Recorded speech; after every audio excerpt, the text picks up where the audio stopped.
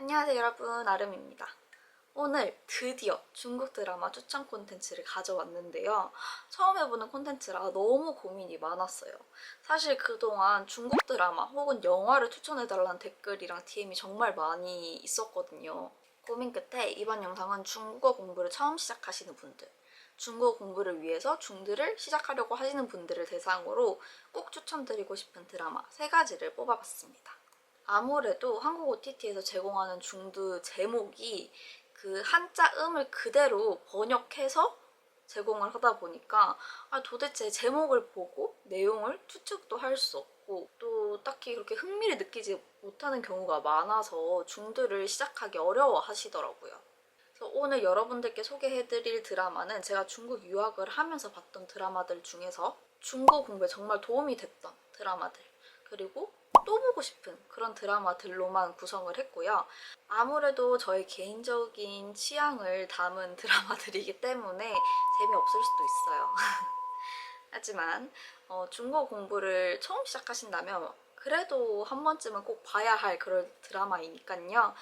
영상 끝까지 재미있게 시청해주셨으면 좋겠습니다. 첫 번째 드라마는 이가인지명입니다.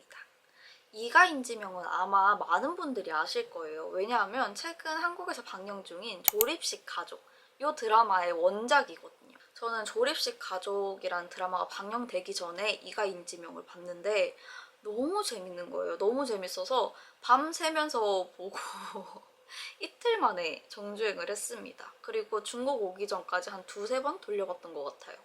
이가인지명을 한국어로 직역을 하면 가족이란 이름으로 라는 제목인데요. 제목처럼 혈연이 아닌 인연으로 가족이 된 세 남매의 이야기를 다루고 있습니다.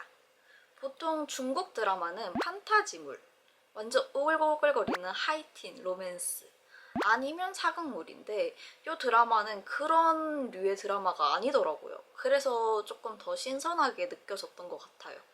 내용을 간단하게 소개를 해드리자면 서로 다른 세 아이가 하나의 가족으로 엮이면서 일어나는 일들을 다루고 있는 드라마인데요. 밝고 씩씩한 리젠젠, 다정하고 세심한 링샤오, 착하고 책임감이 강한 허즈추라는 주인공들이 나옵니다.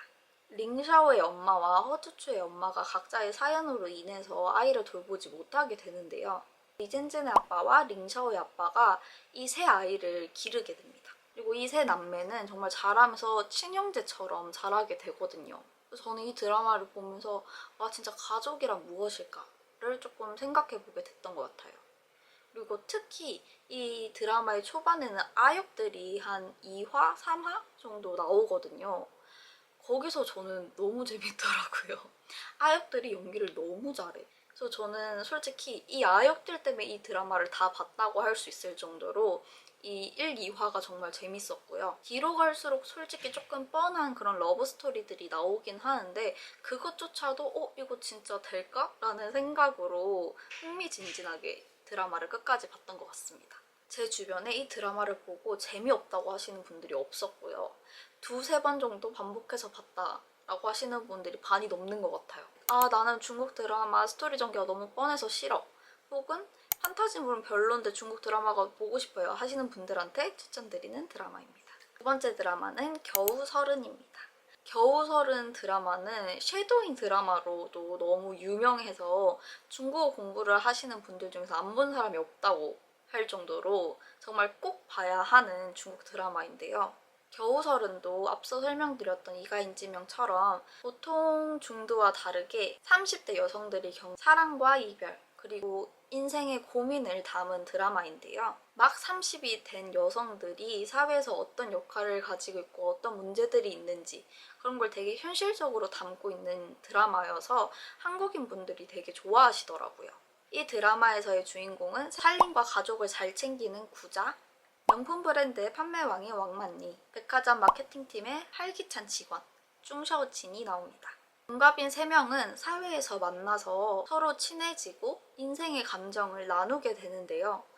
꾸자는 남편과 아이, 그리고 직장의 문제가 겹치면서 엄청 힘들어하고 왕만리는 직장에서의 경쟁, 사랑 때문에 고군분투를 하게 됩니다. 마지막으로 쭝샤오치는 자신의 가치관과 다른 남편과의 갈등 때문에 슬픔에 빠지게 됩니다. 겨우설은 중국 드라마 특유의 긴 호흡으로 43부작으로 구성되어 있는데요. 그런데도 지루함 없이 몰입감 있게 이야기를 풀어갑니다.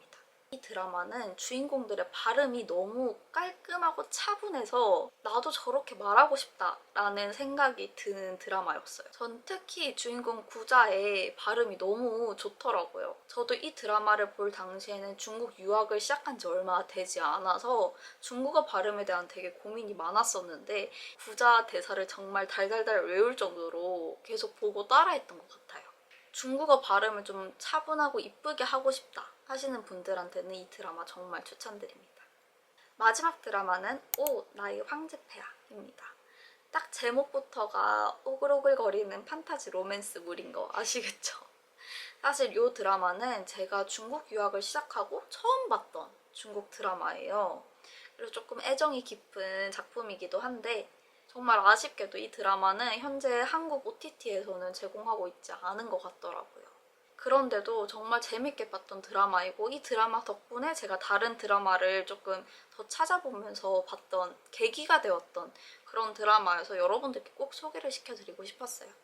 오 나의 황제폐하는 시즌 1이랑 시즌 2로 구성이 되어 있어서 중국어 공부하기에도 정말 좋아요.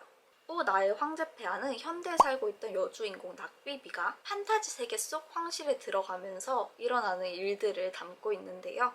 아무래도 판타지물이다 보니 한 명의 여주인공과 여러 명의 남자 주인공들이 러브라인을 갖게 되는데요.